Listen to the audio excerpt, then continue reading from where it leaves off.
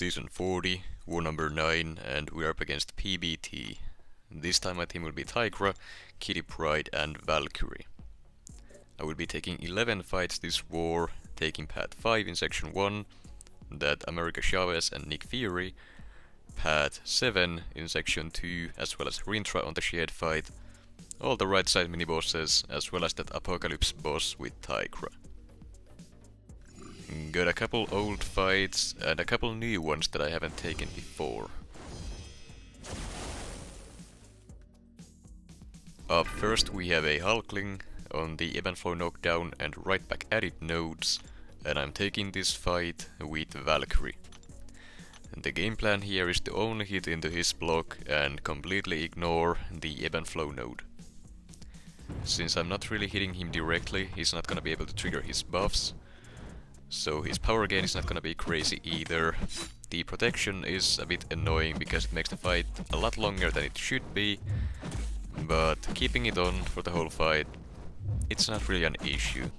Valkyrie deals so much damage anyways that it's not gonna be a problem, and as long as I can just not get hit, I should be just fine taking this. I have taken this matchup before with the same strat and it works very well.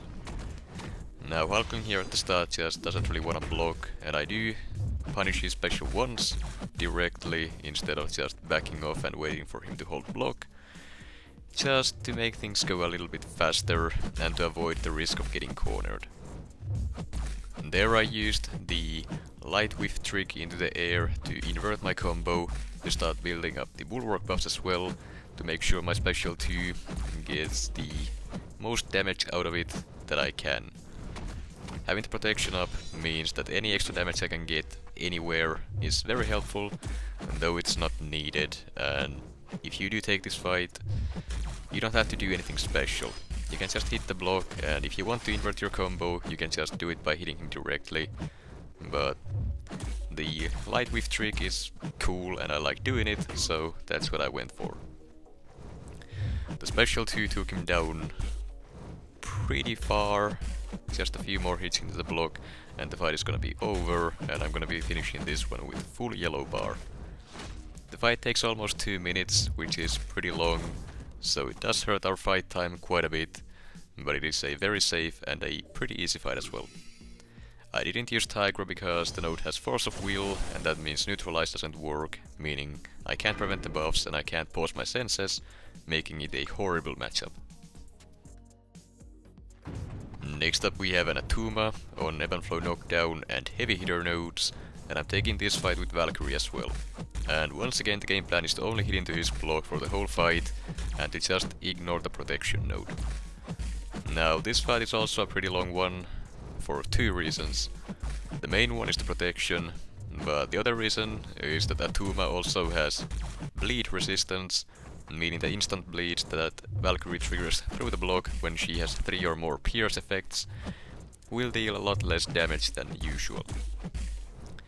And that being said, I would still consider Valkyrie an excellent counter for this fight, namely because she ignores Unstoppable, so heavy hitter nodes or Attuma's own Unstoppable is not gonna be an issue.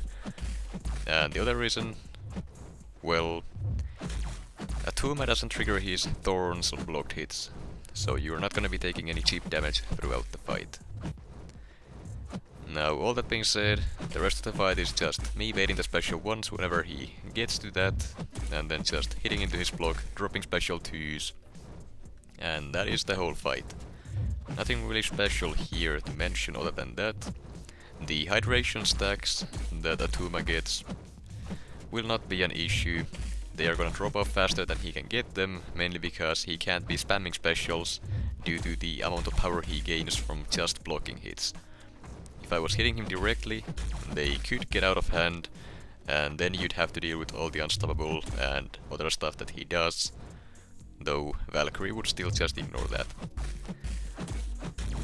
Now I got my first special 2 in almost 2 minutes into the fight. It took him to 33%, which is not as good as it was against the Hulkling, and once again that's mainly because of the bleed resistance. but just a few more hits into the block with the passive Fury up, and he's almost down. 2 minutes, he goes down. No real issues there, didn't even lose a single % there. Not a full one at least.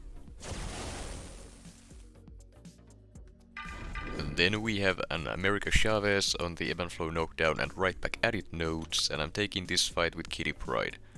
I'm not running the recoil masteries due to the next fight that I'm taking with her, so this is gonna be a bit slower than usual. I can't just go for the full special 2 nuke, so instead I'm playing this one a little bit slower. I'm gonna be taking her down with basic attacks most of the way, and then finishing with a special 3 when I'm sure that the special will finish her off. I will be parry heavying her every now and then to remove the protection, to make the fight go faster, since not running recoil with Kitty, while also not using specials, does tend to make the fight go a lot slower than you want it to. The lower you're in a fight, the more chances you have to screw things up, so if you can speed things up safely, then why not do that? Her health pool is pretty small, and with the increased attack from ebb and flow Fury, this fight does go pretty quickly, even without the recoil masteries. Now 1 minute into the fight, she's down to 20%, so all I just need to do here is just phase, hit her 2 more times, drop the special 3, and this is surely gonna finish her off, with a bit of overkill as well. She was nice enough to not spam any random heavies here, which did make the fight a lot easier and safer to deal with, but even then, the special 2s, the damage back from one of her dimensions, Kitty deals with all of that, so it would have been safe either way. Next up we have a Nick Fury on Hazard Shift, Incinerate and Shock, as well as Insult to Injury, and I'm taking this fight with Kitty Pryde. I have Odin's shock resistance pre-fight here to help me avoid any of the shock damage, and other than that, there really isn't anything special going on here. It's basically just a normal Nick Fury that I'm gonna be just slowly taking down with basic attacks. I won't be using that many specials at all here, just to make sure I always have enough prowess to be able to face any special ones he might throw. That being said, I do throw a special one here to start with, because I still have a good amount of time to ramp up my prowesses again before he enters his second life. Having the Incinerates ramp up my prowess potency early on here does help make the second phase a bit safer with the special 3 finish, so I decided to go with that. Now the reason why I'm not running the recoil masteries here is due to the Insult to Injury node. The constant poison debuff means that I can't rely on my parries, so just to play it safe, I decided to do this without that. Now looking back, I probably should have, or at least could have put them on, just to make the America Chavez fight easier, and to make this one faster as well. I'm not really relying on parry. Now there you saw me throw some light attacks into the air to wait out the shock phase. If you do it as the opponent has just dashed back, they simply just hold their block or try to walk towards you and do nothing. Either or, the AI will not be able to throw any specials, or they will not be able to attack you either, so it's a good way to play off a few seconds whenever you need to. Now, of course, with the shock pre-fight and Kitty's phasing ability, I don't really need to avoid the shock debuffs, but I don't want to stack too many of them, just for the sake of the Insult to Injury node. I do want to have my ability to parry whenever possible, in case I need it for some reason. Now Nick Fury is in his second life, all I need to do at this point is just drop the special 3 and he goes down, but I did still go for a few more hits, just to make sure. Now this special 3 is a lot of overkill, with all the prowess potency I ramped up in the first life, so that wasn't necessary, but I still finished the fight with full health. Again, it was a pretty slow fight, but it is very safe. Kitty is probably one of the better options for that.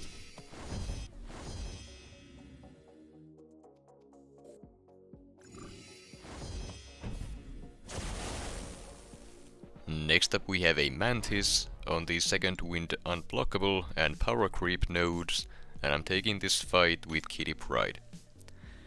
This fight is mainly for diversity, because Mantis as a defender is pretty easy to deal with.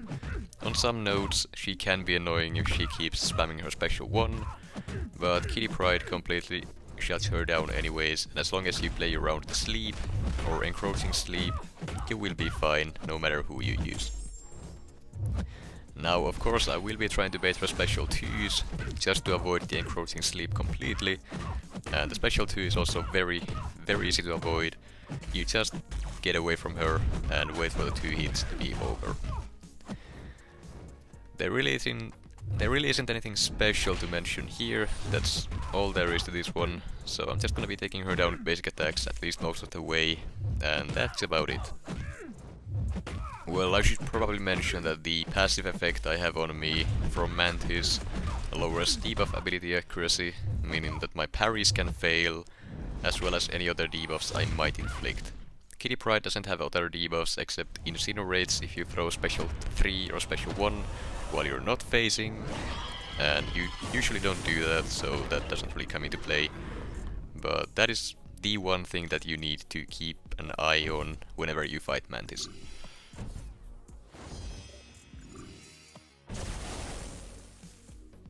Then we have an Omega Sentinel on the second wind unblockable and make a stand nodes, and I'm taking this fight with Tigra.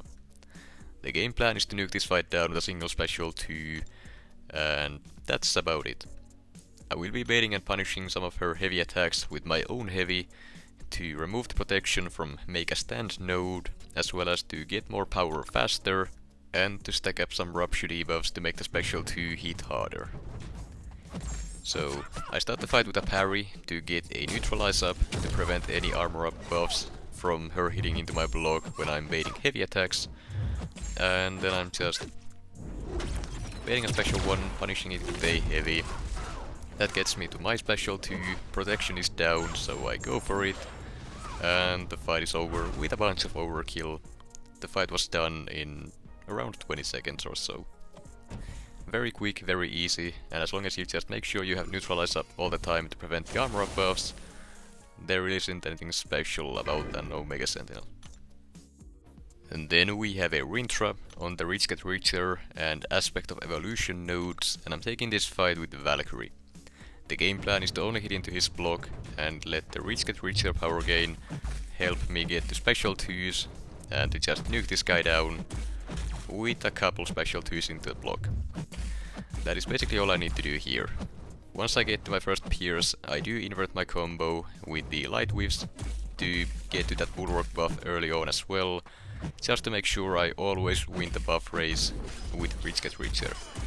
Now I will constantly have 3 unique buffs on me, so there is no hope for Rintrah to gain more buffs than I have, which means that I can just simply gain power the whole fight and just nuke this guy down. Got my 3 pierce buffs, so I'm starting to do the instant bleeds as well. Again, just gaining so much power so quickly, this Rintrah doesn't stand a chance. He goes down in less than a minute. Valkyrie is by far the best option for this matchup, and it's not even close. This exact fight, or any Reach Get Richer node for that matter, usually gets destroyed by Valkyrie pretty quickly. But that being said, that has to be one of my favorite fights in war that I have had recently.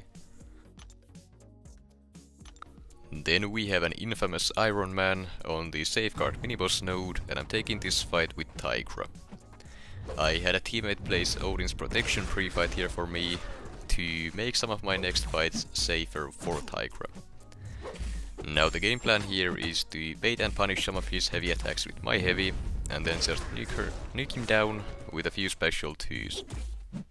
But I do make some mistakes here.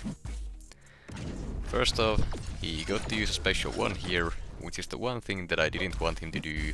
Now he has his aura up, so I can't use my special 2. He has the same thing as Doom. If you try to use a special while the aura is up, you can knock him down and he will punish you. Here I thought he had already run out of the aura there, but he just had a frame of it left, and since it's paused during specials, He still had it at the end of my special 2, and I got comboed for it. That was very unfortunate, and I did take a lot of damage that I shouldn't have. I probably could have even died there if I was unlucky, but not this time.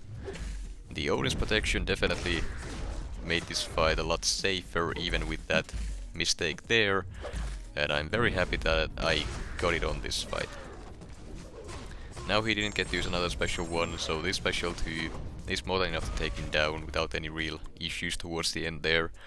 But getting clipped by an infamous Iron Man or I Doom is very scary, no matter which node he is on. Next up we have a Jessica Jones on the Stunning Reflection and Polka Dot Power mini-boss nodes, and I'm taking this fight with Valkyrie. The game plan is to just get a Pierce buff and a Bulwark buff to make myself stun immune or immune to stun debuffs, and to allow me to bypass Unstoppable. With those two things, this fight becomes very easy to deal with. I don't have to be scared about accidentally parrying her or getting parried myself, and I don't have to worry about the Unstoppable she gets once she's ramped up. Now, that being said, this fight is pretty slow again, since I can't really gain power. Well, not fast anyways. The only power gain I have is from hitting her block, and that's very slow of a power gain. Now, I do make a mistake here, and instead of going for special 2s, I for some reason decided to go for special 1s instead. And that was a mistake. Makes this fight go a lot slower than it needed to, but the reason why I went for it was those evade charges, so that I can safely hit into her block even with full combos and still get out of it safely. So that's basically all there is to this. As long as I can keep evading or dexing the special 1 or special 2 if she gets to that, then there is nothing to worry about in this fight. I completely shut down all of her other abilities, and even when I use specials, I get weakness debuffs, which I can shrug off at least most of them with Valkyrie's chance to shrug off non-damaging debuffs. And at this point, since I've already gained 2 bars in this fight would have been over if I went for a special 2 instead, but it is what it is. All my fights have been, or rather most of my fights have been pretty slow this war anyways, and our fight time is pretty bad usually, so it's not like it's a horrible thing that these fights are taking so long. And that being said, fight time is something that we do need to improve on, and we will. Next up we have a Dr. Doom on the Brute Force mini-boss node, and I'm taking this fight with Tigra. And to help me do that, I have Mr. Fantastic's Petrify debuff here for the pre-fight to allow me to completely disable Doom's aura from activating. As long as I can keep that debuff up, the special 1 from Doom will not trigger his aura, meaning I can punish it with my heavy attack without any issues. Here he wasn't really throwing the special 1 and the Petrify was about to fall off, so I had to throw my special 1 there to refresh the time on it. Now at this point the fight is basically over. I just need to keep baiting special 1s, punish them with my heavy attack, get to my special 2 and just nuke him down. He goes down in about 40 seconds, basically no health lost, and yeah. Tigra is very good against Doom, especially if you can have the pre-fight on. Without it, it's a bit more difficult since you can only bait the special 2s, and yeah, the special 1 makes things a lot scarier with the aura.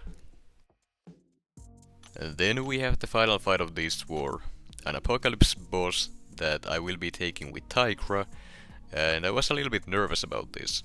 It's been ages since I fought an Apocalypse boss with Tigra before, and yeah, it is pretty scary. I am very comfortable with the spacing for his heavy attack and specials, so punishing everything with heavy attacks is not an issue. I'm very used to it. This guy is one of the first champions I ever learned to fight against with Tigra, so I've done this matchup many times. The biggest issue here is that I couldn't really shut down the flourish buffs the way I wanted to, so he did get to stack up a couple of them, making his power gain, well, a lot higher than it should be, meaning he will be spamming those special ones quite often. Which is both good and bad. It's good because I can just punish it with my heavy attack to stack ruptures and to gain power, and it's bad because the animation takes so long that I lose a lot of time on my senses, making the fight a little bit scarier than it should be. But that being said, he went down in a minute without any issues. Tigra just destroyed him. As for the results, we did end up winning the war 7-4. A pretty bad war from us, but a win is still a win.